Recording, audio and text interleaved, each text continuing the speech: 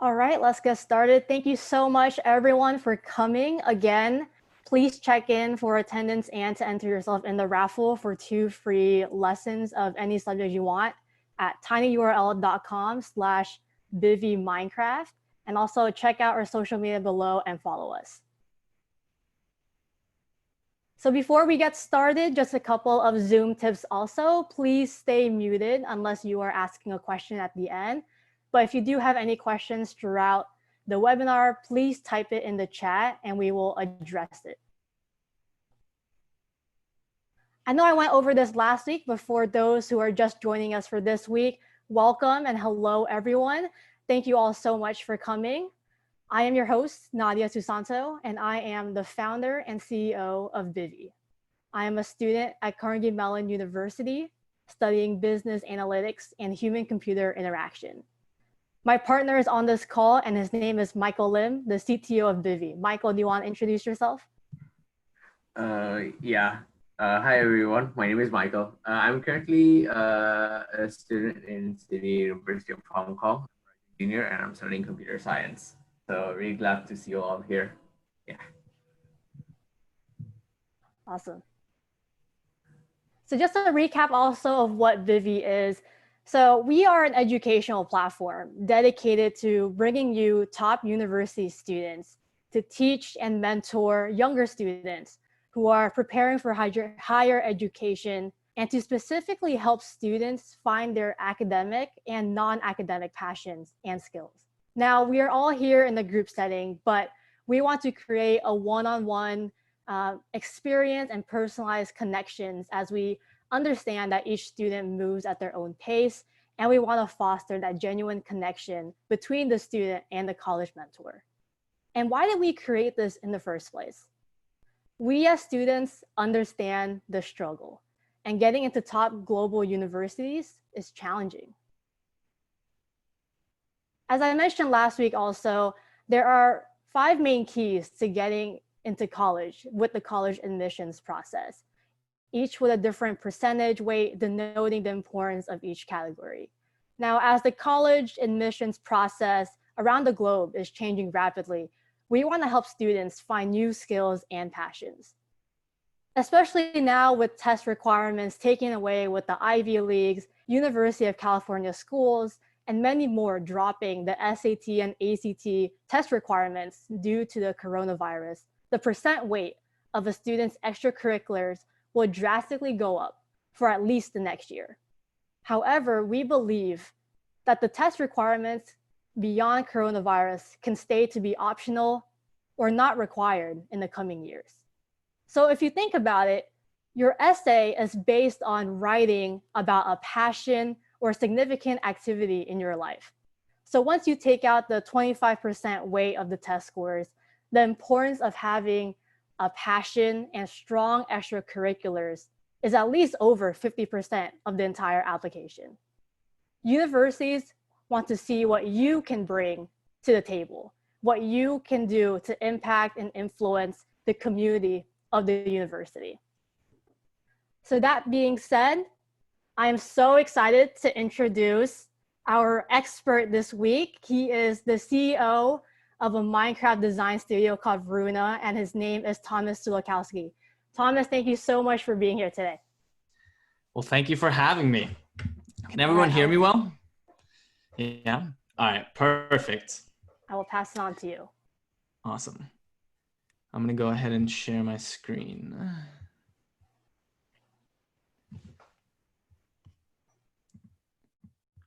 You can see that, right? All right, perfect. All right, so my name is Thomas Sulikowski. Thank you everyone for being here. And this is how I built this, featuring my company, Varuna. So first and foremost, a little bit about me.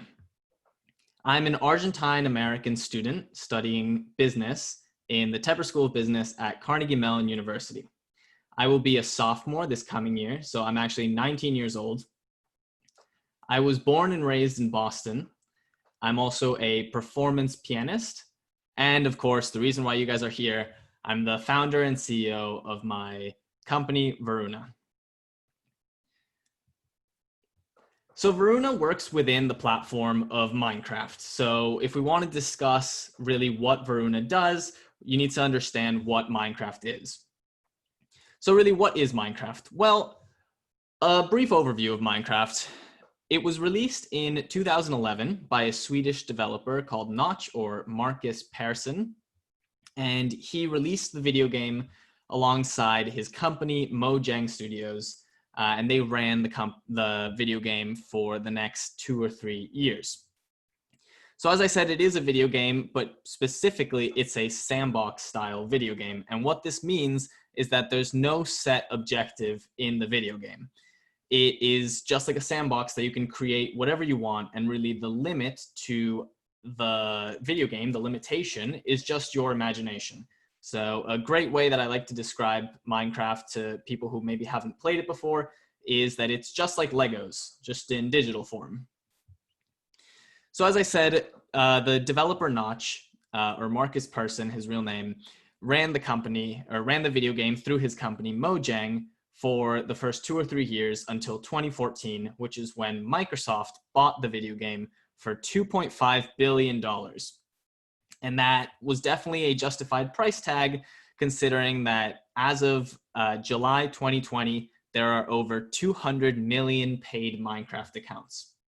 So if you do the math, a Minecraft account is around $30. And if you multiply that, you get around $6 billion in just revenue from the actual sales of the premium Minecraft accounts themselves. But there's a lot more to Minecraft. Diving into it a little bit more, there's 2 main aspects to the game. There's 2 main game modes. One is survival, which is the photo on the left here. You can see that it has a health bar, which are the hearts there, and then a hunger bar. And the main objective in survival mode is to survive, hence the name. So you have some objectives that you're trying to, or some mobs that try to attack you, and you're trying to just survive and collect materials. And of course, mine and craft, hence the name. The other side of Minecraft is creative mode. This is the realm in Minecraft that Varuna, my company, actually operates in. We exclusively work in the creative mode. And here, the objective is a little bit different. Instead of trying to survive, you are just trying to build whatever you want. So it's just like digital Legos. The only limitation to it is your imagination. So you have an infinite number of resources and pretty much an infinite world to use as your canvas. So a little bit of Minecraft history. The original version is called the Java edition, and this is the Minecraft version that was released by Marcus Persson in 2011, in November of 2011 to be specific.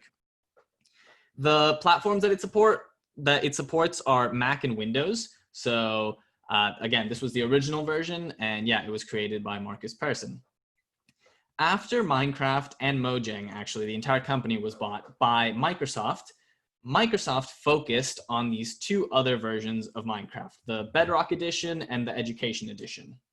So these 2 versions were released to expand the lineup of Minecraft a little bit more, but also to expand the platform that it could be played on, to expand the user base. So the Bedrock edition was released in 2015, and the main thing that it added was just all-round compatibility with different platforms. So the Bedrock edition is the edition of Minecraft that you can play on your iPhone, on iOS, or on your Android. You can also play it on Windows 10. Now, the one thing that's missing there is that there's no Mac compatibility, but that's what the Java edition is for. And then the most recent Minecraft release is the Education edition, and hence the name. It's the same Minecraft game, but tweaked a little bit to focus on education. And this was released in 2016, and it's a computer-only platform since it's really targeting schools and students who have access to a laptop so that they can continue learning their material in a video game. So here's a contrast or a comparison between those 3 different Minecraft versions. You have the Java edition on the left, the Bedrock edition in the center, and then the Education edition on the right. And you can see that there's a pretty clear difference there in the actual design of just the home page of the video game. You can see that the Java edition was clearly developed by a different person. So it was developed by Marcus Persson and not Microsoft as the other two were. You'll also notice that the Bedrock edition, the one in the middle, has this thing called the Marketplace. And that is a platform that Varuna works in quite a lot of the time. So I've mentioned it a lot, but what really is Varuna?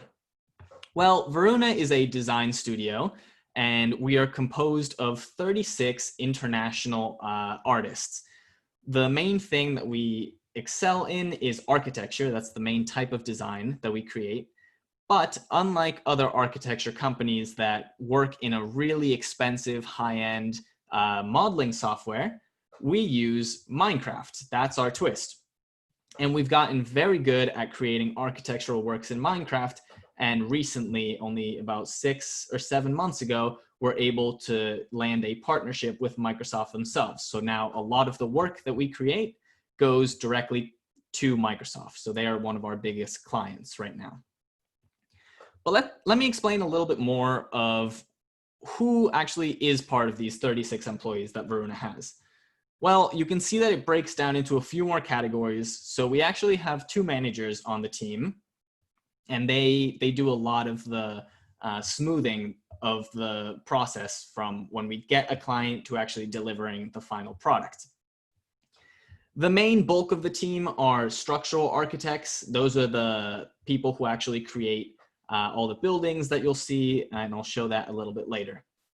We also have 6 terrain artists, 5 organic modelers. I'll explain what that is later as well.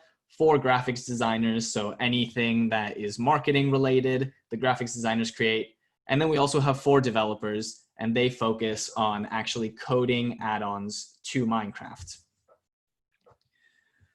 So a little bit more about the team. The age range is pretty large. So we start as young as 18. The members on the team can be as young as 18. And our oldest member, actually one of our managers, is 33 years old. I mentioned earlier that we're a very international community. We actually come from over 14 countries, and we speak over 9 languages within the team.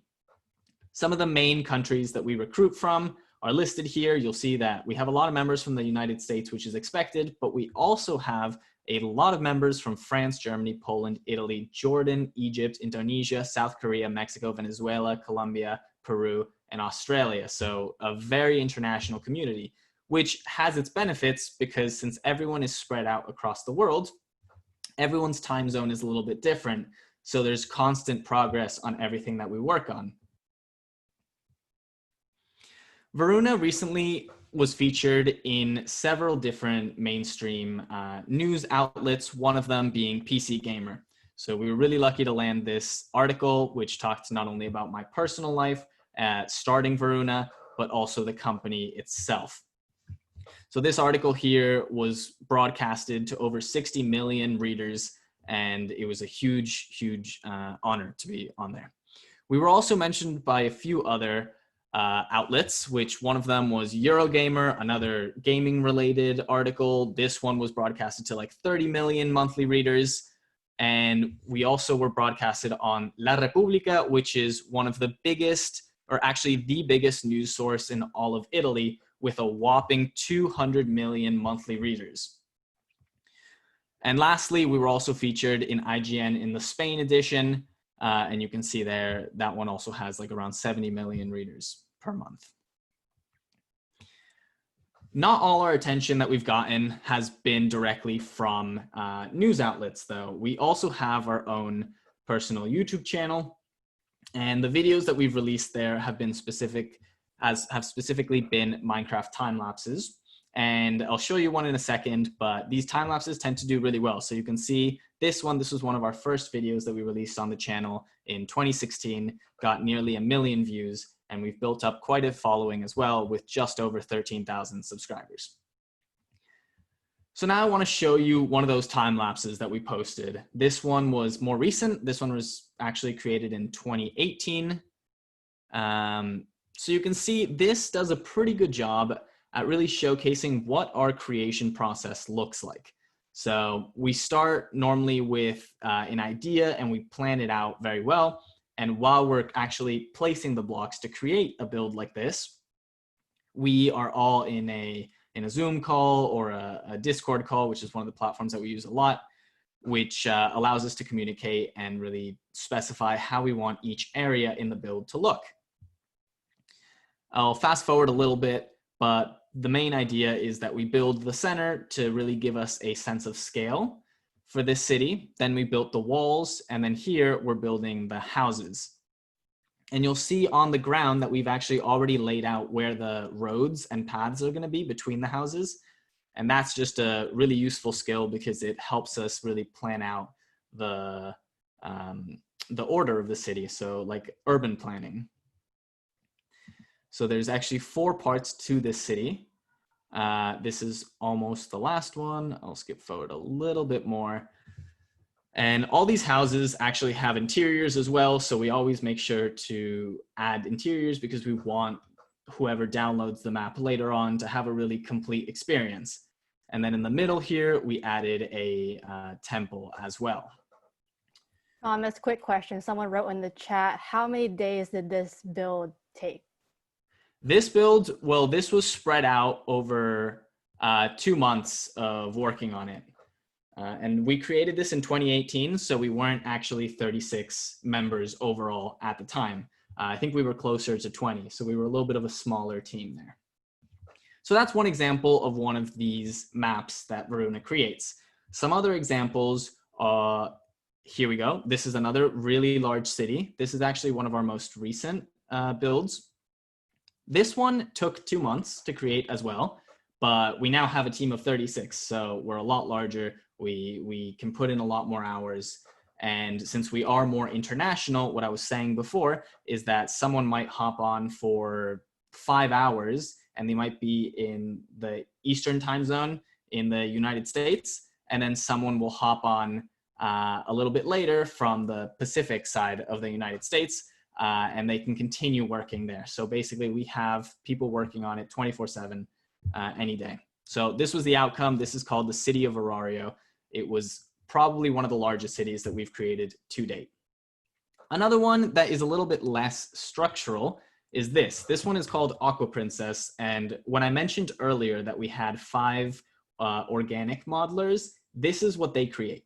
So anything, what we categorize as organics are things that are not exactly structural. So the statue of this woman, that is inorganic. The fish surrounding everything, that's inorganic as well. The actual plants that are growing there, the clouds, that all qualifies as organics. And then of course the structural aspects are like the castle and the different buildings around there as well. So this is also a time lapse that you can watch on our YouTube channel. The other thing that we create is we actually try and improve the default terrain in Minecraft. So this is what the default terrain in Minecraft looks like. You'll see that these trees here are pretty boxy. They don't really look too realistic. And the terrain tends to be mostly grass blocks. And then here on the left, there's like a little sand area. But in general, it doesn't have a lot of block variation, even though there are a lot of blocks in the game. And again, the trees don't really look that realistic. So one of the things that we do is we create completely custom terrain maps, like this, for example. So this terrain map is 7,000 blocks by 7,000 blocks. It's very large, probably one of the largest terrain maps that we've created to date. But if you look carefully, you'll see that all these trees are not the default Minecraft trees. They're actually like pine trees. And those are trees that we've designed ourselves, as well as if you actually look at the terrain, you'll see that there's like ravines, there's block variation, there's little rivers going between different ravines, as well as islands that would normally not form like that just based off of default generation in Minecraft. And then an example of what these custom trees actually look like is this. So these are some custom trees, and you'll see that these look a lot more realistic than these. So that's why we create these custom trees. We think that it's a really good add-on to a terrain map that we can create. Thomas, a quick question. Yep. One person asked, You said that there are terrain artists. Does that mean you build the world in a random scene or a super flat world? So a map like this is actually not created in Minecraft directly. So those terrain artists that I mentioned, they use other programs like World Machine is one of them, and World Painter is another one of them. And World Machine, the program where we start, is actually a program that is used by a lot of Hollywood modelers whenever they're trying to create a terrain for the next like Hollywood or Pixar movie. So it's a very well-known program. It's very good for terrain generation. And our terrain artists are able to design a terrain there and then go through several conversion steps to be able to get that terrain into Minecraft. So now that you guys understand what Varuna does, let's dive in a little bit more into who really are our clients, who want these builds, what are their applications? Well, the applications, I like to say it has a few uses. These builds can be used for marketing. A lot of companies see the potential because they see that Minecraft has a player base of over 200 million paid accounts. It's over 400 million just like free accounts overall. So overall, it has a enormous player base. So they see this as a huge marketing potential. And the other one is education. A lot of these builds are used in a classroom setting. One of the ways that we do that is we recreate historically accurate Minecraft builds. So a great example that a very similar company to Varuna did is that they recreated all of old London, which is before the Great Fire of 1666, because I don't know if any of you know, but London actually burned down, or half of London burned down in 1666, and they had to rebuild it, which is why it looks so modern now. So a lot of people want to share that part of history, right? To teach it to younger students. And a really great digestible way of doing that is rebuilding old London or rebuilding this historic place in Minecraft so that these younger kids can explore it in the video game that they've played for many years. The last one are events. So I'll get into that a lot more, but a lot of our builds are actually used as a canvas for events or as a set. So speaking a little bit more specifically who our clients are, we have three main categories. One is Minecraft servers, the other one is organizations, and the last one are companies. Companies are the ones that really see the marketing potential in this. So again, if some of you haven't played Minecraft, you might not know what a Minecraft server actually is. So the main idea is that a Minecraft server is a multiplayer hub, which basically means it's a place where a lot of players can connect to and play together.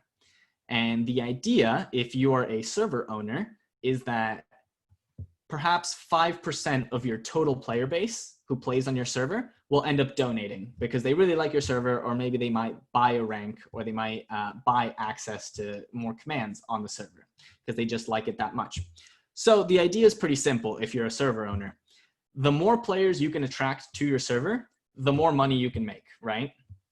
And one of the great ways that these servers can attract more players is having really cool maps. So a lot of our clients will be server owners who ask us to rebuild a really iconic building, or perhaps a part of like Manhattan in New York, and then they host that on their server and they advertise that. So a lot more players join, and then they make a lot more money because of that.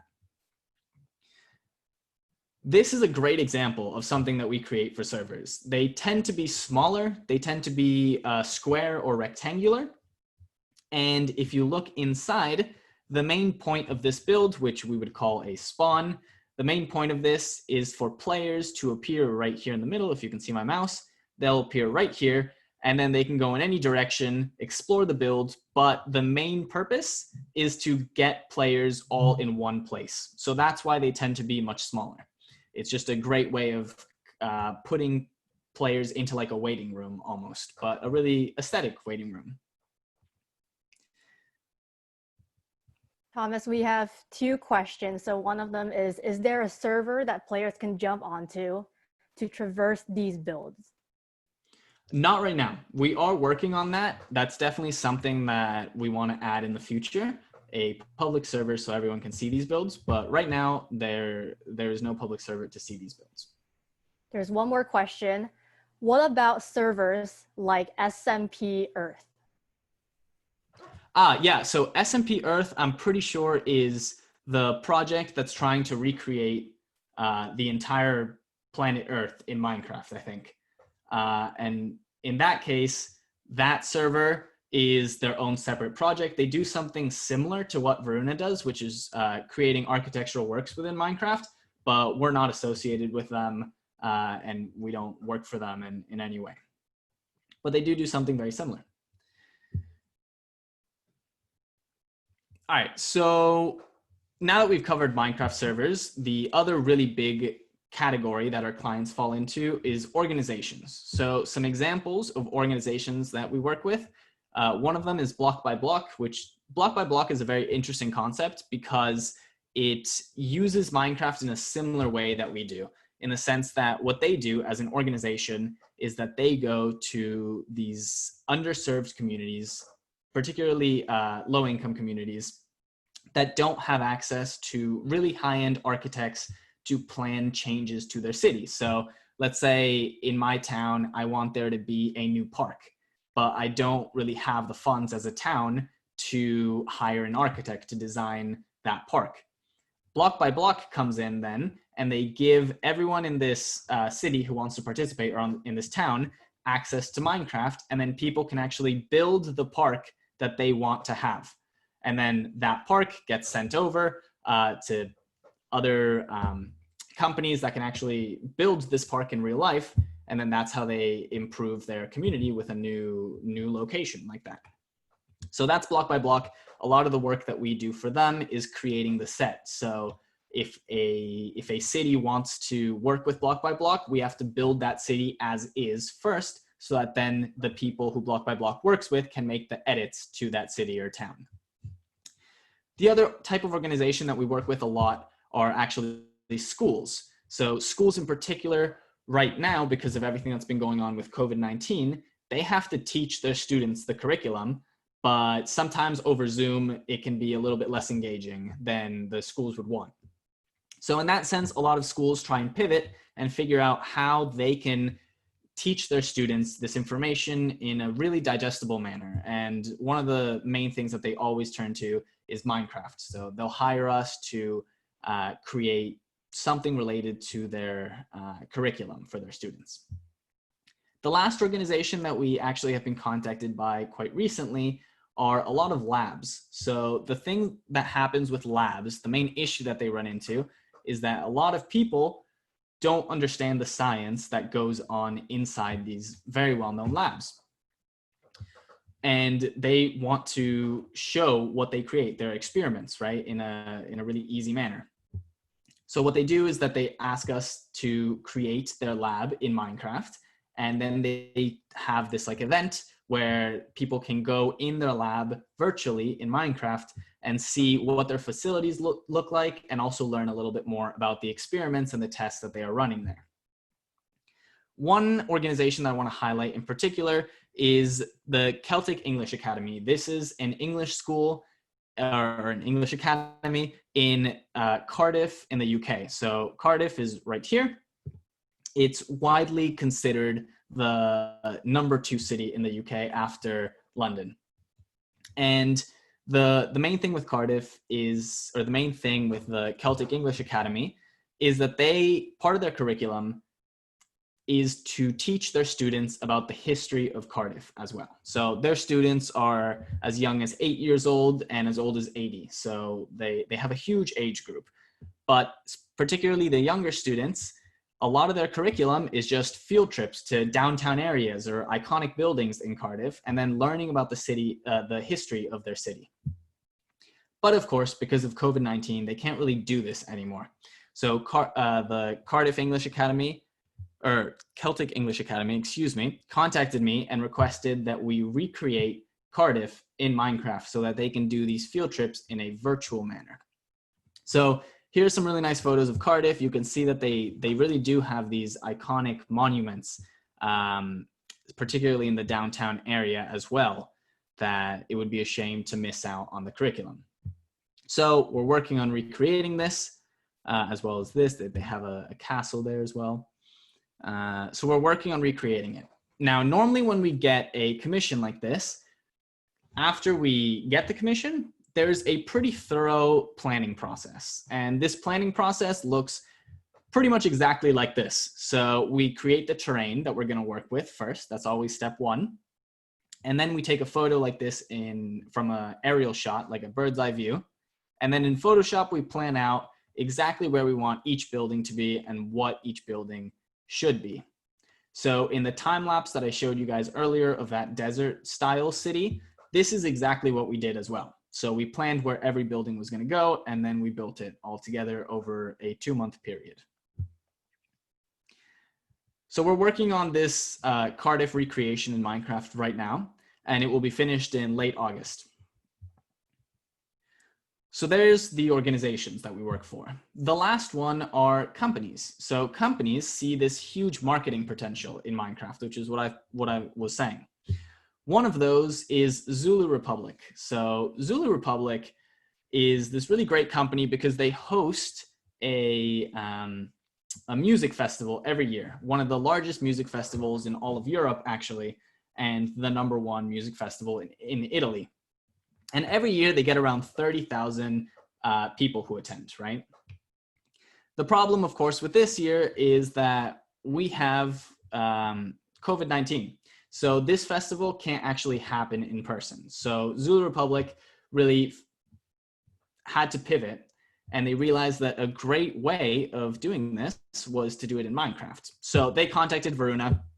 They explained the issue that they were running into with coronavirus, and they gave us a few reference images. So their festival is really well known because their stages are pretty insane. As you can see, this is one of their past music festivals, and it's insane. The stages are absolutely insane. So they gave us this reference image and this one, really to show how crazy and extra the stages are. And they gave us 7 days because they really needed this set for their Minecraft music festival really, really soon. So we took those 2 reference images and we got back to them with this. This is the music festival stage in Minecraft that we built for them. So you can see in the back over here, if you can see my mouse, this is the actual stage. So it's an enormous stage to give you a scale in Minecraft. It's 500 by 500 blocks. And then outside here, we have a Ferris wheel to really show that there's a lot of activities that you can do, just like a real in-person music festival. And then down here, this is actually a bar. So you can go in there and you can virtually have a drink.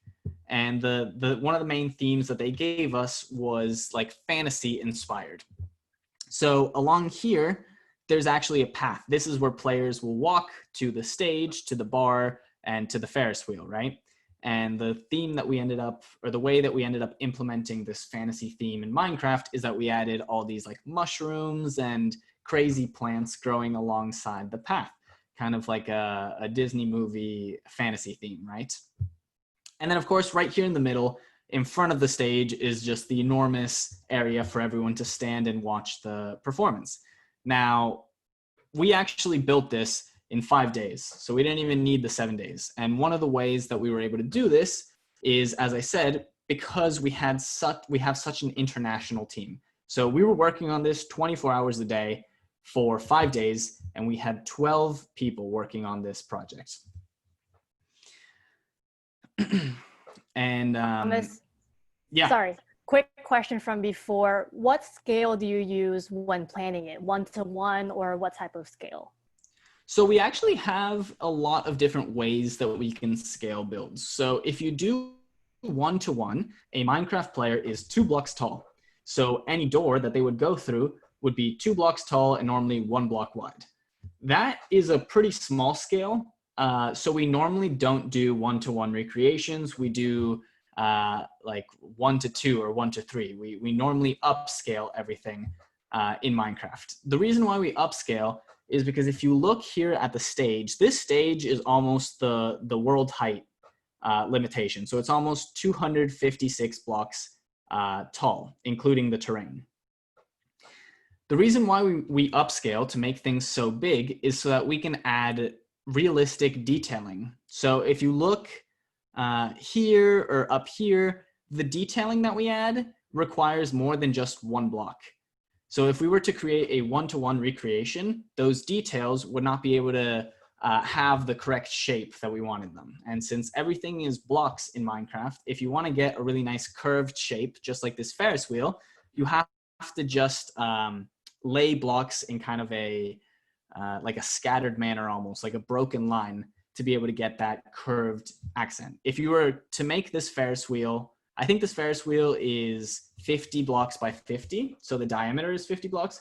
If you were to make it like 5 by 5 blocks, it would not look very nice at all because it wouldn't be as smooth, it wouldn't be as curved.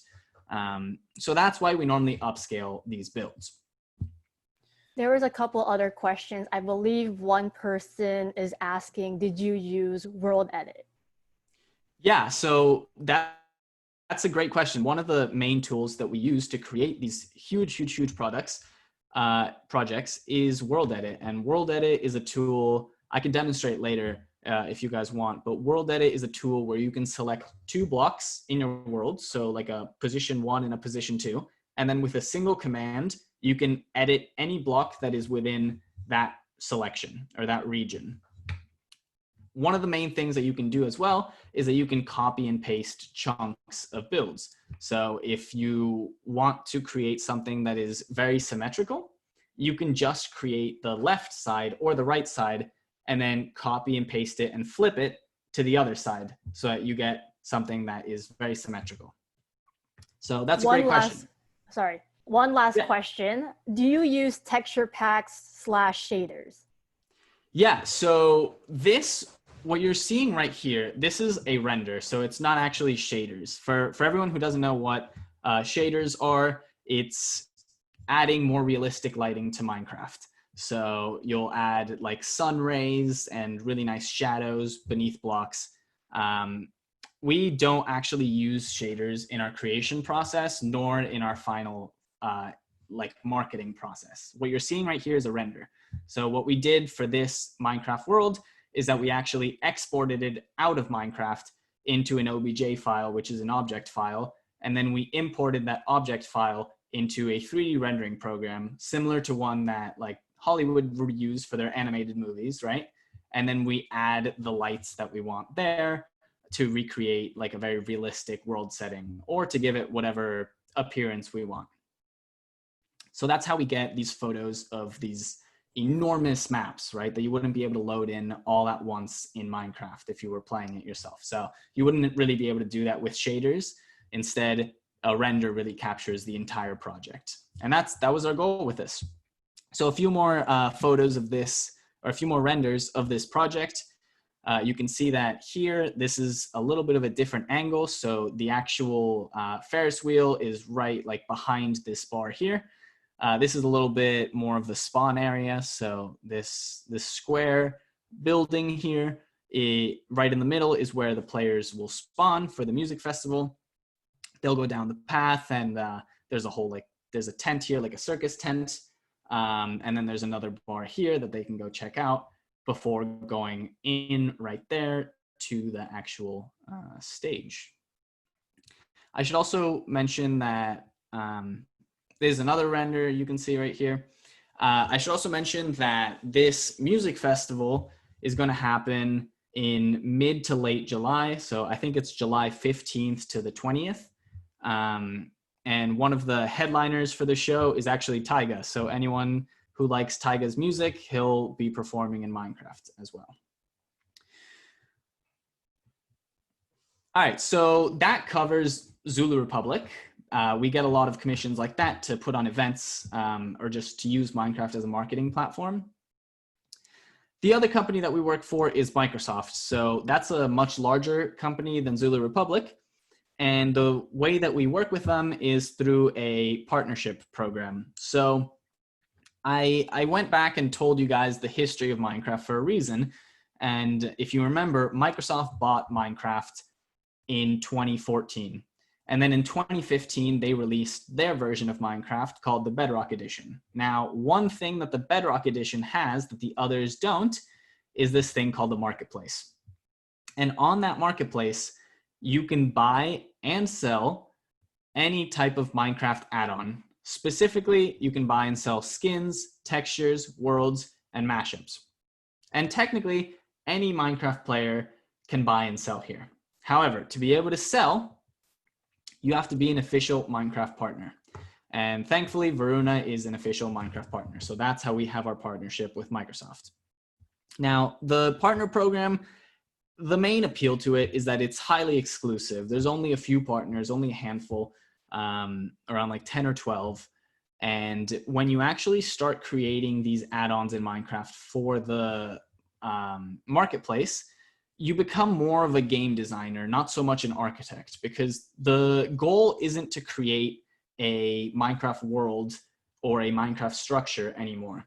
The goal is to sell a full adventure gameplay experience. So I mentioned earlier that Minecraft doesn't actually have a story that you follow or a plot, just like any other video game.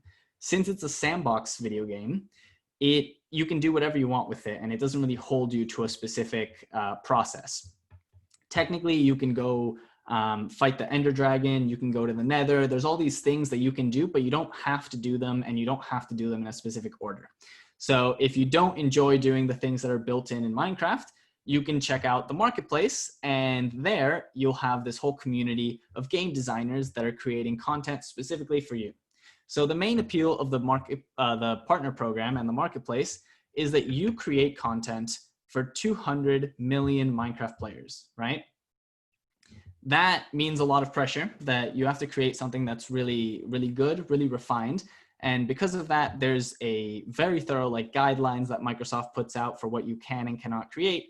And then everything that you submit to Microsoft, if you have a partnership with them, which again are only a few people, a few companies, then they have a pretty thorough review process as well, which takes several weeks. Now, the types of content that you can create, I hinted at this earlier with that screenshot of the marketplace, but the main types of things are 5 things. Survival spawns, which are a little bit closer to what we create, purely structural, not so much adventure.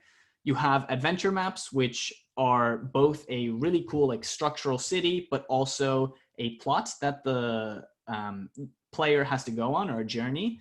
A lot of those are quests that another player sends you on and stuff like that. Then skin packs. So in the Bedrock Edition in particular, it's pretty difficult to change your skin. So if you want to change your skin, you buy a skin pack from the marketplace.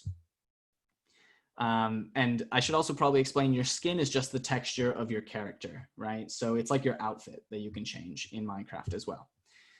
Resource packs, there was a question about this earlier. Resource packs just change the texture of blocks in the game. So you can have partial resource packs that only change the textures of certain blocks, or you can have a full resource pack that changes the textures of every single block in the game.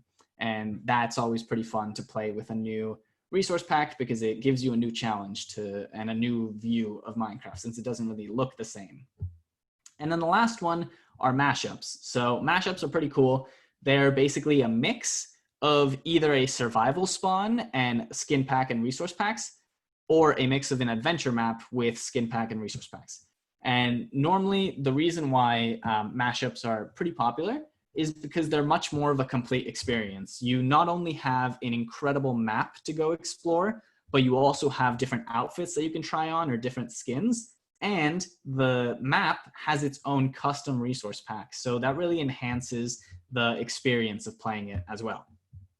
So those are the main types of content that Varuna creates for the marketplace, and a few other partners do as well. Thomas, quick question. Someone asked, does your company make behavior packs? Yeah, so that's the other thing. They aren't sold specifically on the marketplace. However, behavior packs come with a lot of the other products. So like a survival spawn might have a behavior pack attached to it, or an adventure map. That's normally more common. An adventure map has a behavior pack.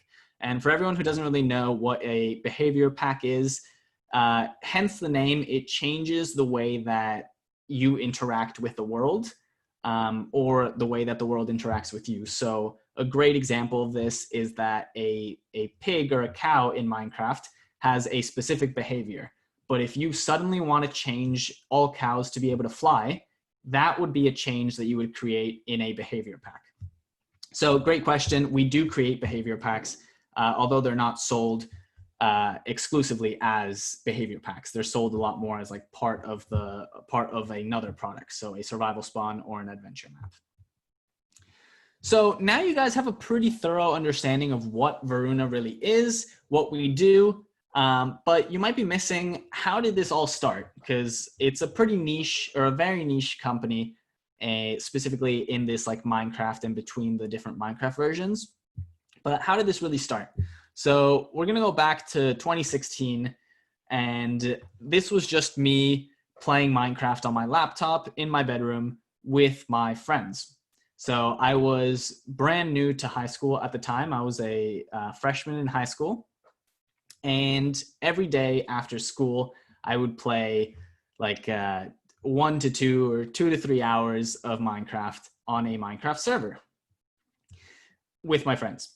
And what ended up happening is that as we would try out different Minecraft servers, we stumbled across a creative build server. And the objective of this creative build server was just to create a community where everyone could build in the creative mode of Minecraft together, and just to have a really nice building community. So that was the first time that I was really introduced to a community that exclusively played Minecraft for the creative side.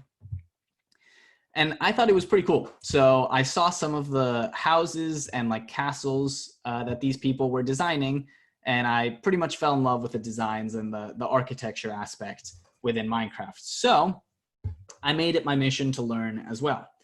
And the first house that I ever created on this creative build server was this. So it wasn't very good. You might notice that it's a little different than the other ones that I've showed you.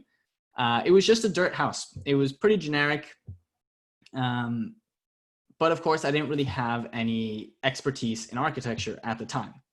But as I went building more on this creative server, people gave me tips. They started teaching me their techniques. And I ended up getting to a point that was a little bit more like this, which was a little bit better. Now you can see one of the main things that I started doing here is that here in the bottom left, I started creating a palette before every build, right? So instead of just diving straight in, not really knowing which colors I was going to use in the house, what my details were going to look like, and what the overall shape or design of the house was going to be, I started planning it out more. And one of the ways that I did this was with a palette. And essentially, just like any other form of art, a palette defines the colors that you're going to use in your creation, your art, right? And here, this was not a very complete palette. I deviated from it a little bit with the whiter quartz blocks. But the main idea that I was going for here are the two outer blocks in that palette. One is an oak wood, and then the other one is a lighter wood. And I wanted to use that contrast in the build itself. So you can see here around the edges, I have the darker wood, which added these little detailings, and then the lighter wood as well. And then I started playing around a little bit more with depth in the build. So instead of making one flat wall in a house, I started adding these like pop-out windows with these little details, right? That really gave it more depth. You can see back here that I added these little like planting areas outside of the windows, and that was even another layer of blocks in front of the windowsill, and two blocks in front of the actual glass in the window as well. So that's how I went improving. And it was around this point that I created a house that I was quite proud of, and I posted a photo of it on a pretty popular website called Planet Minecraft. So Planet Minecraft was just a few years old at this point, and it was a great community to really share anything that you created in Minecraft with.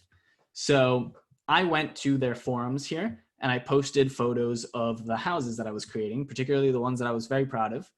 And to my surprise, I ended up getting a request or a message on this website that said something like this. It said, "Hey, I saw the house you posted on Planet Minecraft forums. I really like the medieval style. Can you send me the world file for the house? I would be willing to pay $5 to $10 if that helps too. Thanks." So this was the first real shock that I realized that someone would be willing to pay real money for an architectural work that I created in the game.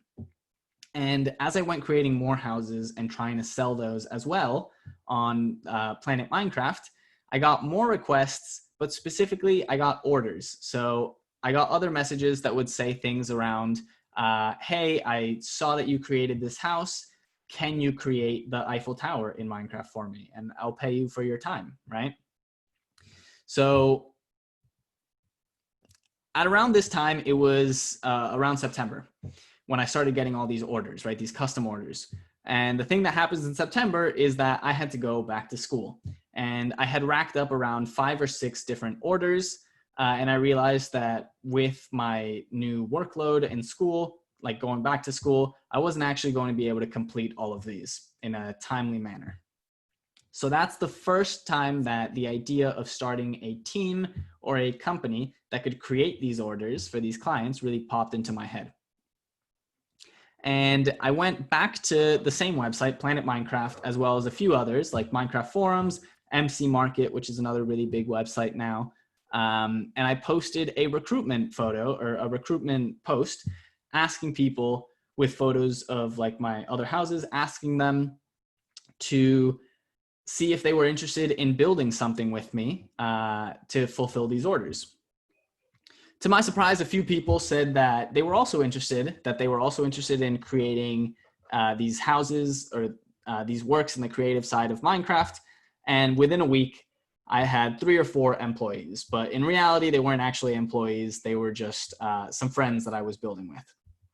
A little later, I filed for the company, or I filed for Varuna to actually become a company, and that's when they turned into employees. That was in September of 2016. Now, basically 4 years later, we are now 36 employees as of this month. So we've grown so much, but this is only to show that every company really starts at a very small point, and it really didn't even seem like a company at the beginning, since it was just kind of a few friends building together, and really we were just having a good time.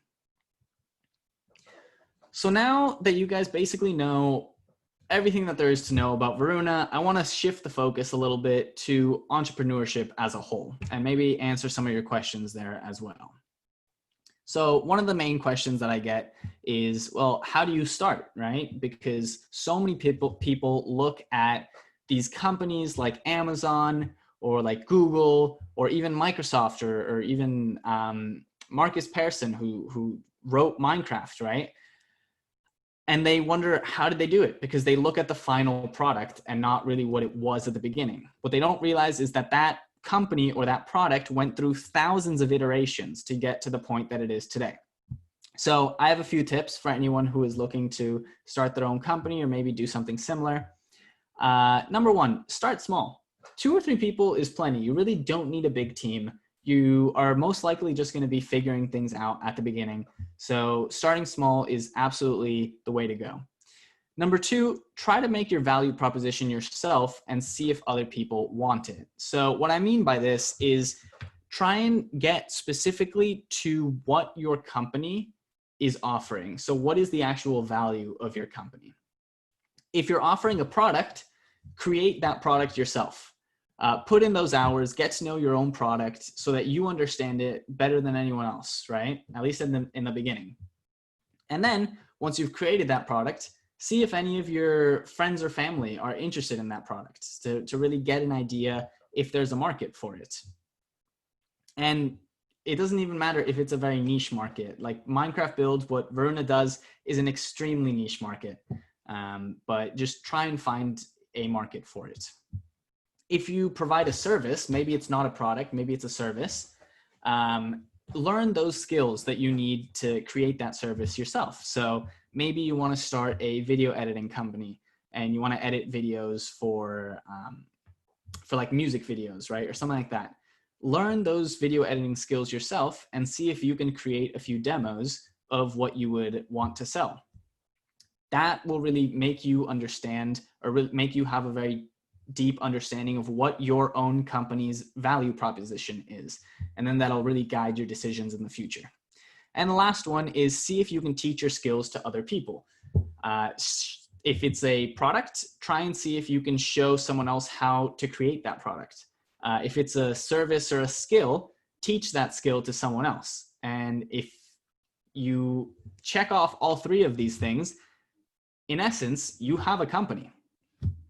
Now, all that's left to do is really scale it, right? Grow it from the 3 or 4 people that Varuna started and make it go to 36 people, which is what we are now, or even more. You know, a few years in the future, we might be 100 people. Who knows? The other question that I get is, well, how do you grow a team, right? Because you can get those first few people by just asking, but then for the next 4 years, do you have to keep asking people to join your company as well? There's 4 tips that I have for this. 1, go to them until they come to you. So the way that I got my first employees with Varuna is that I actually had to work for them. I had to go and post on a variety of websites and hope that maybe 50 people would see my post and maybe one of them would reply, right? And I did that for 5 days, and then that's when I got the first 3 employees. Number 2, create value for them, and then they will create value for you. So you have to tell them why they should join your company. You can't from day one just expect them to want to join your company, right? And make sure that you're offering them something that's real. Because if you offer them something that's very real, they will want to continue working for you. And there's no better employee than a motivated employee. Motivated employees are the ones that are really going to decide whether your company is successful or not by creating more value for your company. Number 3, get the best people possible. This is actually pretty overlooked. So don't try and just get people who have the necessary skill set. Try and get people who really excel in that skill, or maybe they are personally motivated to learn more about that skill so that you are adding someone to your team who is going to improve over time, not just stay the same. And finally, screen for fit more than skill. A few things that I always screen for whenever I'm recruiting for Varuna is personality, teamwork, work ethic, and deadlines. It's absolutely important to be able to have all of those in every single employee in your company, because again, they are really what is going to add value to your company. One person can't do everything. So you really can't do everything yourself. You need the employees to be just as motivated as you so that you can really multiply your improvement and your value. The other one that I get is really, how do you sell your product? So you might have a product that you think is the coolest thing ever, but you don't really know how to get it out to more people, right? Well, there's one main thing that I recommend here, and that is you absolutely have to start with a niche customer segment until you establish yourself, and only then start expanding into different markets. So I briefly skimmed over this part of Varuna's history a little bit, but at the beginning, for the first 2 or 3 years of Varuna, we basically worked exclusively for Minecraft servers. And as I said earlier, those commissions that we created, those builds that we did for these Minecraft servers tended to be very repetitive. So they tended to be smaller. They tended to be the exact same shape. So they were all square. And the use for them was always the same. So it wasn't really that much of a challenge to create a new immersive player, a new immersive build for these players. So basically, we had to create a lot of these before we could create a single one of these. And then the other one is really, when should you start? Because, hey, maybe it's better to start in a few months instead of right now. I disagree with that. I think any time is a good time to start. In fact, you probably should have already started if you have an idea. There's always competition. There's always someone that's going to have the same idea as you, and maybe they might implement it worse than you would, but they started earlier. A lot of entrepreneurship is timing and luck. I really can't state this enough. So the longer that your company is alive and working and succeeding, then the more chances you will have to be able to expand your target customers, right? This goes back to the same thing that I was saying with Varuna, that we had to work for servers for a very long time before we started working for much larger companies and of course organizations like schools, but also we didn't get the Microsoft partnership until 8 months ago. So it's all very new. Just to reinforce that last point, I started Varuna when I was 15, and everyone was pretty much older than me who I recruited to the company. That's why we have someone who's 33 years old at the company right now when I'm only 19. When I was 15, I couldn't actually legally start a company, so my parents had to file the company in my name. Now, if I had waited maybe till I was 18 at the very least, right, I probably wouldn't have been able to partner with Microsoft. I don't think that we would have been able to get that partnership just because there's way too many similar companies to Varuna right now. The state of Minecraft build teams, which is really the category that Varuna falls into, the state of them right now is that there are so many. There are probably thousands of build teams out there, and normally they'll pop up for a month or two, or maybe some even make it to 6 months, but then they rarely make it to a full year. So they end up just not being able to really make profit and they die down. And the reason for that is because all these build teams are starting too late. Right now, there is so many build teams out there in the world that it's really hard to stand out. So thankfully, because I started Varuna in 2016, there were very few build teams at that time. So we were able to get ahead of everyone else. And now the brand name Varuna is extremely established. If you say Varuna to anyone in the build community in Minecraft, they will definitely recognize it. And we also have quite a bit of recognition amongst companies. So not just Minecraft servers, because we've already dominated that category as well. But now that we're moving on to working with companies and working with Microsoft, they recognize the brand name Varuna as well. So to summarize, what have you learned today? I know that I talked a lot about Minecraft, gave you guys that history, then a lot about what Varuna really does with some examples and some really beautiful renders, and then a little bit of entrepreneurship. But really, if there are some lessons that I want you guys to take away from this meeting, here they are. So number one, successful businesses can grow anywhere, even in highly niche markets. You create your value.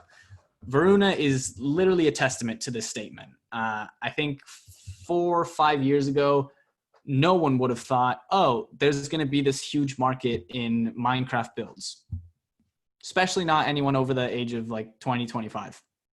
But now it's this huge industry, and Microsoft is now partnering with these build teams because they see that we are the future of Minecraft. If Microsoft wants Minecraft to stay alive for another 10 years, they need to really hand over the creative abilities to these creators like Varuna that can create, that can really design more immersive gameplay within Minecraft to really make it survive another 10 years. Number two, it's never too early to start.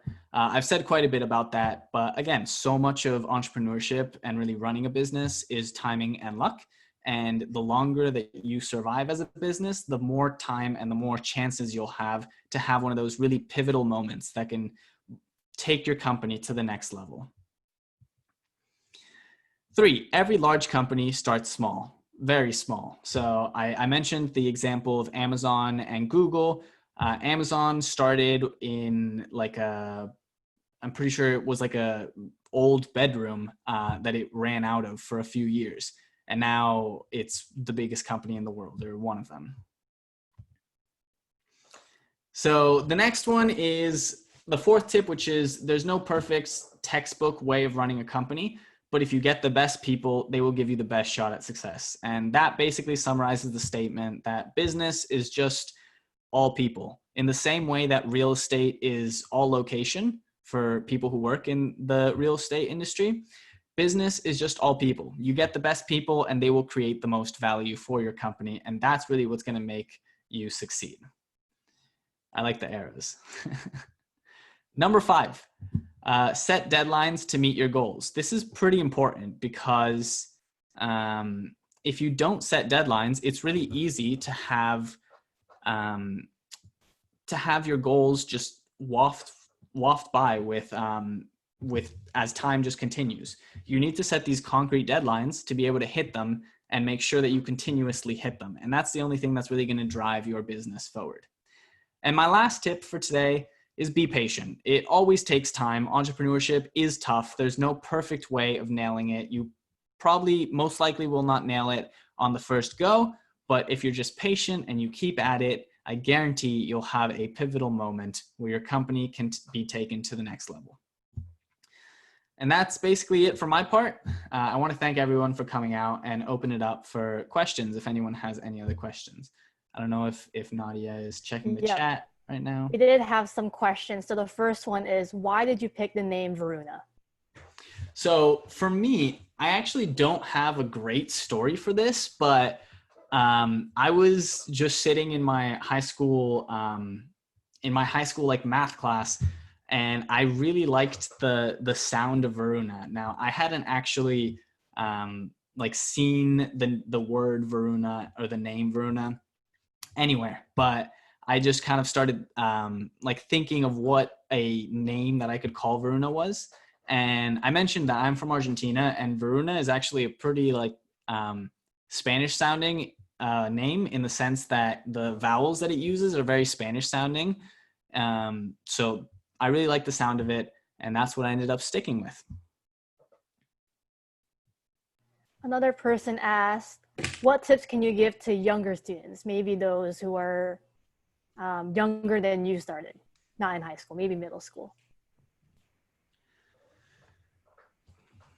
The biggest tip that I can give to young students is, I actually have 2. So number 1, pay a lot of attention to how companies grow, right? So a lot of like large companies like Amazon, it's hard to track how they grow because right now they're huge. But pay attention to how smaller startups grow, and you'll just hear about it in the news all the time. How many people they're hiring, like different tactics that the CEO is taking, but pay attention to that. That's always really important. Number 2, though, one of the main reasons that Varuna survived past just my high school experience is because I actually separated work and like my friends, right? So my friends got me into Minecraft. We would play on Minecraft servers together. But when it came to actually starting a company, I purposely chose to work with people who were not my friends, right? So to separate that. So especially when you're younger, friend groups are pretty malleable. They're not really established. And the last thing that you want to happen is for your company that might have a lot of potential to be halted because of some like drama in your friend group or something changes. So a lot of the ways that I had to recruit, although I could have recruited my friends to build in Minecraft with me, is I went on these like Minecraft websites and just searched for like-minded people who had similar goals within Minecraft as me. So I'm very glad I made that separation very early on. And before everyone leaves too, I want to mention, so one person also asked if they will learn building. And so I believe Thomas, so he will be on the Bivi platform, and he is actually available to teach Minecraft building and architecture if anyone is interested. Yeah, I want to see how many people are interested in learning something like that, but I would be open to definitely considering that, depending how many people sign up. So if you're interested, definitely make it known. Yeah, so we have a link here below if you want to learn more with Thomas about business or being an expert builder like him on Minecraft. So just go to the tinyurl.com/learn Thomas. And again, please, before you leave, do not forget to complete the form at tinyurl.com/Bivi Minecraft for the raffle and attendance. And I think we have a couple more questions. I believe one person asked, which one is more important, attitude or skill when recruiting your employees? Sorry, what was that? Which one is more important, attitude or skill when recruiting employees? Oh, absolutely attitude. There's definitely been some situations where I've come across someone who is really, really skilled with architecture in Minecraft, but they just have an extremely short temper. And one thing that I always emphasize to everyone that I recruit is that we're really a team. Like, we don't work individually in Varuna, we all work together.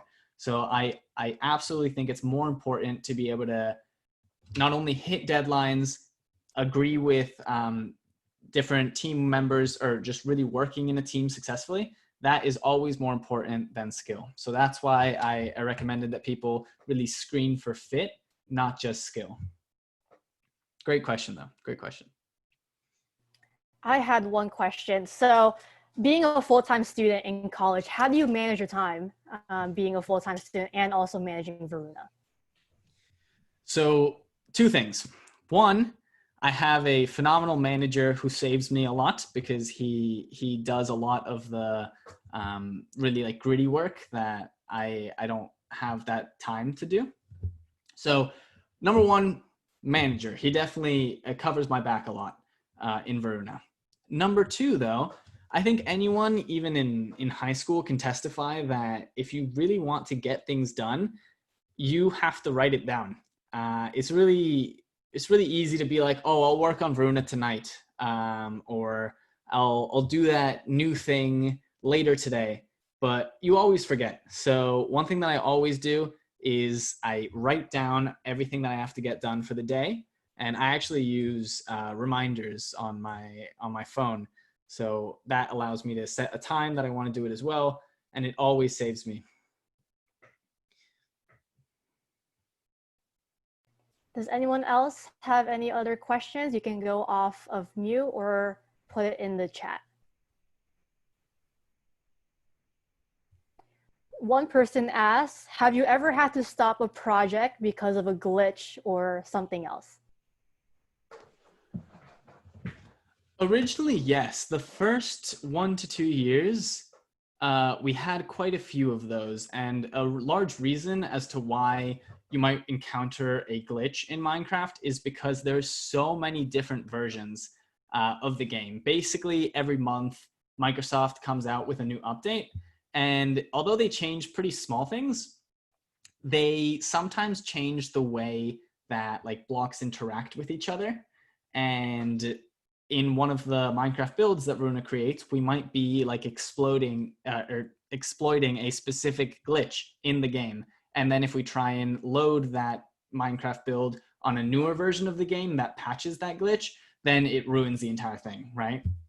Another great update, or a great example of that, is there was one update that changed the way that world files are saved. That's actually 1.13 on the Java edition. And basically anything 1.12 and below had one format for the worlds, and anything 1.13 and up had another format. So everything that we created above 1.13, we can't actually load on 1.12 and below.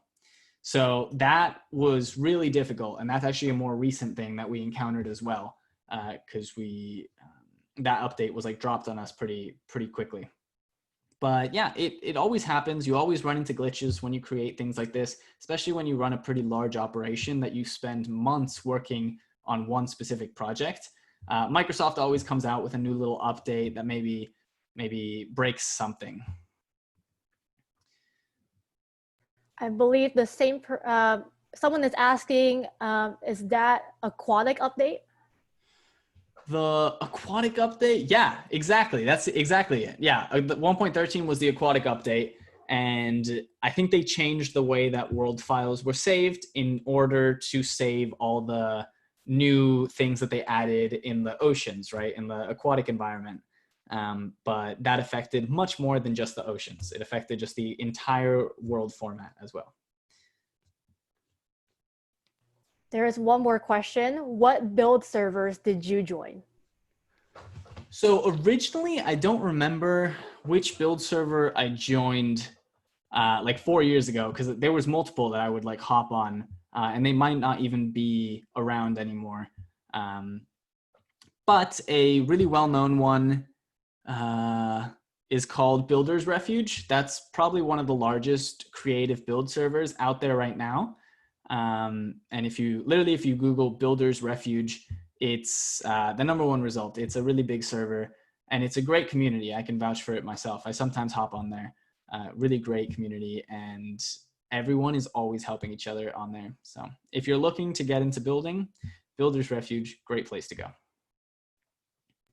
There is another question about Minecraft. I've heard something about 2b2t, like one of the oldest anarchy being stuck in 1.12.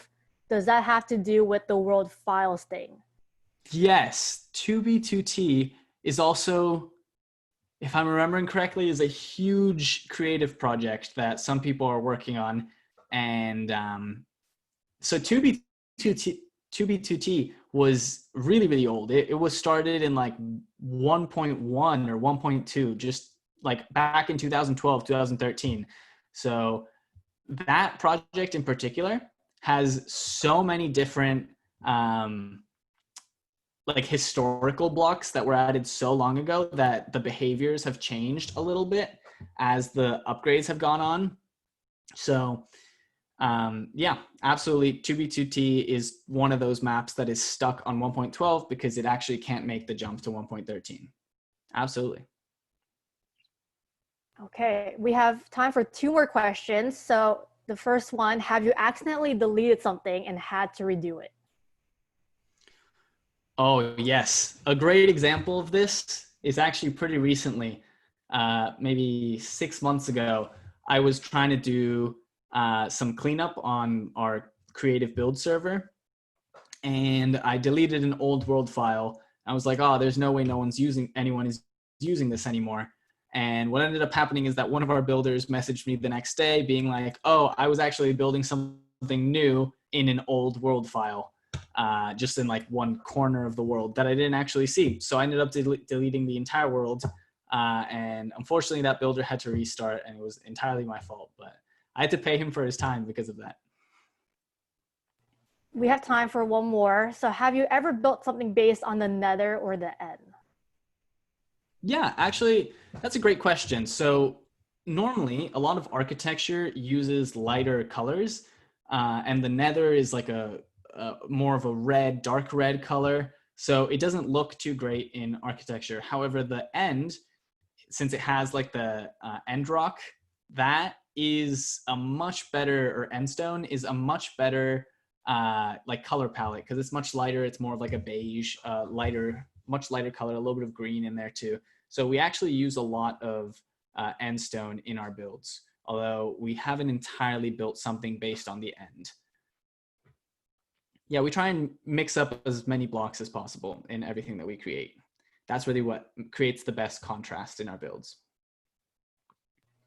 There's just one more last one. Can you explain the world edit CMDS? And that will be all for the questions. Oh yeah, actually, let's see. I'm gonna reshare my screen so I can show you a little bit of world edit in Minecraft itself.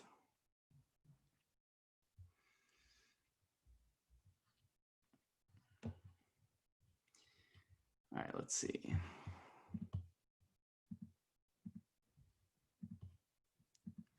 All right, can everyone see Minecraft there? Yep, we can see it. All right, perfect. So this is one of our builds in-game directly. This is one of our time lapses. It's up on our YouTube if you're interested. Well, one of the things that we can do, if we just go over here, is that let's just put like a block there.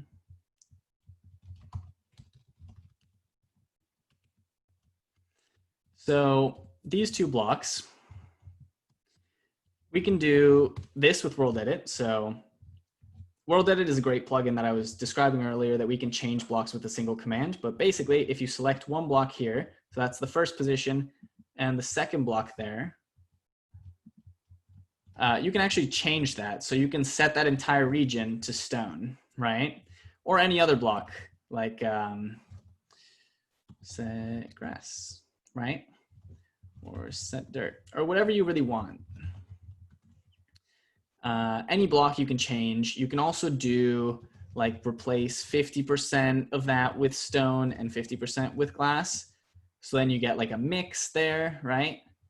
But basically you can do whatever you want. And one of the great tools that we use when we create anything is rotate. So if I copy this entire selection, I can rotate it 90 degrees and paste it again. Right? So that's that same area just rotated over in the other direction. And I can also like flip it and do a lot of things like that. So I can just erase that. These boats here, actually, we used quite a bit of World Edit on them as well, because we would copy and paste one boat, change it a little bit, change the colors, and then you would get a second boat there. So anything like that, we use quite a bit, including the houses up here. You'll see that some of them are just copy and pasted to a different location, and the colors are changed a little bit. So that's World Edit. It's a phenomenal tool, and it saves us so much time. So we're definitely very, very happy to use that. Very happy to use that tool. I hope that helped explain it a little bit. All right, thank you so much, Thomas. And that is it for our questions. So again, if you want to continue learning more about Thomas and learn from him, be an expert builder like him, definitely go to tinyurl.com/learnthomas and fill out the Google form. And all the information will also be up on our website at bivi.us. Again, thank you so much, everyone, for coming.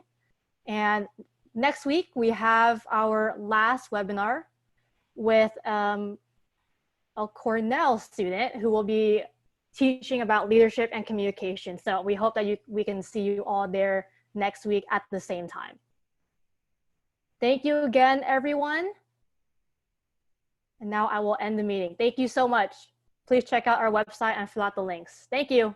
Thank you Thanks again, for coming, Thomas. everyone.